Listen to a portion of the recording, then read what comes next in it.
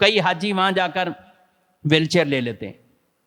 وہاں پر بھی وہ مختلف موٹر بائک اور اس طرح کی چیزیں ہیں، ہاں بھی اس میں کر لیتے ہیں، طواف اس میں کر لیتے ہیں، سعی اس میں کر لیتے ہیں۔ اچھا، کچھ آپس میں ایک دوسرے کے ادب احترام میں بھی کسی کو بٹھا لیتے ہیں، بیٹھ جائیں ہم آپ کو کراتے ہیں۔ یہ یاد رکھیں مسئلہ، طواف اور سعی یہ پیدل چل کے کرنا واجب ہے، پیدل چل کے، یہ کوئی سہولت والی چیز نہیں ہے۔ جو چلنے پر قادر ہے، چلنے کی طاقت ہے، وہ کوئی ایسا ضعیف کمزور بوڑھا نہیں کہ جس کو چلنے کی ایسی طاقت نہیں ہے، یا کوئی ایسا مریض نہیں ہے، تو پھر اس کو چل کر ہی یہ عبادت پوری کرنی ہے، ادا کرنی ہے۔ بلا عذر اگر کریں گے، طواف ویل چیئر پر بیٹھ کر کر لیا، بلا عذر اگر آپ نے صفا مروہ کی سعی موٹر بائک ویل چیئر پر کسی طرح بھی آپ نے بیٹھ کر کر لی، تو ایک تو ناجائز ہے، اور پھر آگے دم کے احکامات اس پر لازم آ جاتے ہیں اگر بلا عذر کیا۔ اور دم کا مطلب وہ جو حاجیوں کا دم نکل جاتا ہے بعض اوقات،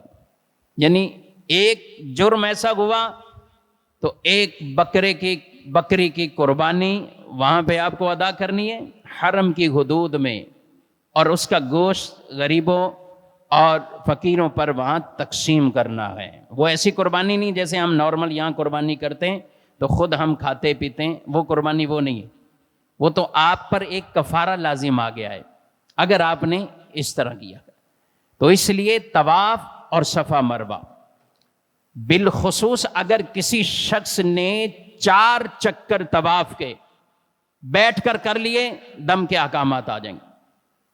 اب 4 سے کم اگر کوئی 1-2 چکر کسی نے کیے تو دم کے احکامات نہیں، صدقات واجب آئیں گے، جبکہ بلا گزر ہو۔ تو یہ مسئلہ سمجھنا چاہیے۔ اس لیے یہ ایسی چیز نہیں ہے کہ آپ کسی کی خدمت کر رہے ہیں، ہاں جو بوڑھے ہیں، ضعیف ہیں، چلنے کی سکت نہیں ہے، ایسے ہیں ٹھیک ہے، جن کے لیے شریعت رخصت دیتی ہے۔ جیسے آپ نماز پڑھنے آتے ہیں، کئی لوگ ایسے ہیں کہ جو کھڑے ہو کر نماز نہیں پڑھ سکتے، زمین پر سجدہ نہیں کر سکتے، تو وہ اپنی اس کیفیت کے مطابق جن کے لیے رخصت ہے، ہر ایک کے لیے تو نہیں ہے نا، ہر آدمی کے لیے تو یہ رخصت نہیں کرسی پر نماز پڑھ کے چلا جائے، ہر آدمی کے لیے یہ رخصت نہیں ہے کہ وہ بیٹھے بیٹھے نماز پڑھ کر وہ چلا جائے۔ جن کے لیے ہے،